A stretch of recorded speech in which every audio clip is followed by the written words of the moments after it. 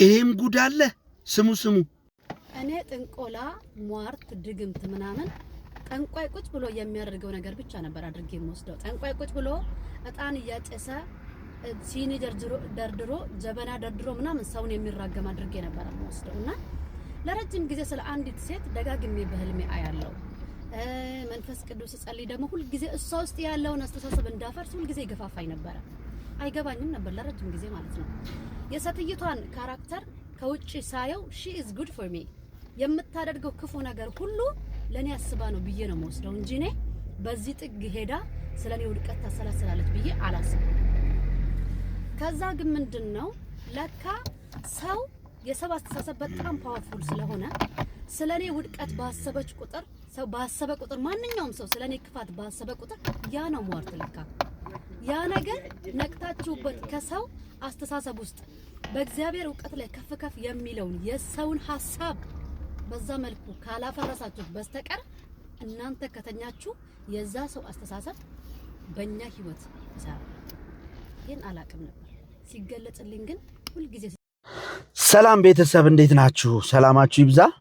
እንደሰማችሁት ቪዲዮ እኛ የምናውቀው ሟርትና ድግምት መተት ተቀምጦ ማማረትም ይሁን በቤተ ክርስቲያንም ቤትም ቦታ ድምጻቸውን አውጥተው ሲራገሙ ነው ብለን ነው የምናውቀው። መጽሐፍ ቅዱሳችንም ላይ እንደሚያስተምረን ማለት ነው። የሰው ሐሳብ ሟርትና ድግምት መተት መሆኑን ሐሳቡ መሆኑን ለመጀመሪያ ጊዜ ከእህታችን መስማቴ ነው። እኔም እንደገና እናንተም ይመስለኛል። ግን እስኪ ይሁን እንበልና ማፍረስ ማለት እንዴት ሰው ሁሉ ስለኔ የሚያስበው ክፉ ነው እያልን በተሰማን ስሜት ሁሉ ጊዜ ጥሩ ወዳጃችንም የሆነን ሰው በቃ ውስጣችን ከተሰማን የሆነ ነገር ከተሰማን መጥፎም እያሰበ ቢሆን ከተሰማን ምን አድርገን ነው የምናፈርሰው? ጠልተነው ወይስ ረግመነው ምን አድርገን ይሆን የምናፈርሰው? ወዳጆቹ ይሄ በእጅጉኑ በጣም የሚጎዳ ክርስትናችሁን ነው። ጌታችን ኢየሱስ ክርስቶስ ብቻ ነው ምሳሌያችን አይደል? ጌታ ኢየሱስ ክርስቶስ ይሁዳ አብሮት እያለ ክፉ እያሰበ ሁሌ አሳልፎ ሊሰጠው 30 ብር ሊሸጠው እንዳለ በልቡ አውቆ ሌሎችም ሰዎች በሱ ላይ ያሴሩትን ሴራ በልቡ አውቆም ይላል። ነገር ግን እግርን እያጠበ ፍቅሩን ሳይቀንስ አብሮ እየወጣ እየገባ ነበረ። በፍቅር እሳትን በሱ ላይ እየጨመረ ይማርክ የነበረው እንጂ የሚያደርገው ነገር አልነበረም አይደል? የሚያደርገው አሁን ግን ከሰው ጋር እንዳትኖሩ ነው የሚያደርጋችሁ።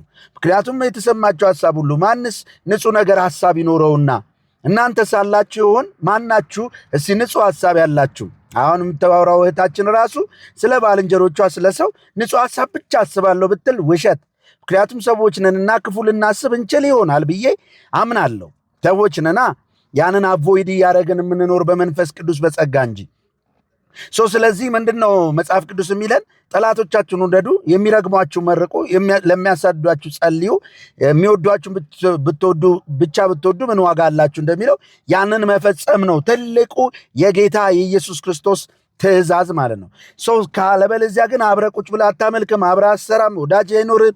ከማን ጋር ትኖራለህ? በመጨረሻ እንዲህ አይነት አስተሳሰብ ያላቸው ሰዎች እኔ አይምሯቸውን ሲስት አይቻለሁ። እንደዚህ ሁሉንም ሰው እንዲህ ነው የሚያስቡት፣ እንዲህ ላይ ያደረጉኝ ነው እንዲህ ነው የሚያስቡት፣ እንደዚህ ብሎኛል መንፈስ ቅዱስ ብለው መጨረሻ ላይ ያበዱ ብዙ ጴንጤዎች አውቃለሁ። ምንስ ይበላሽብናል? ሌላው ጥያቄ እኛ በክርስቶስ ኢየሱስ የተባረክን ሰዎች በሰማይ ስፍራ የተቀመጥን ከእርሱ ጋራ በዚህ ምድር ላይ ሰዎችን ለመጥቀም የምንኖር ሰዎች ምን ይበላሽብናል?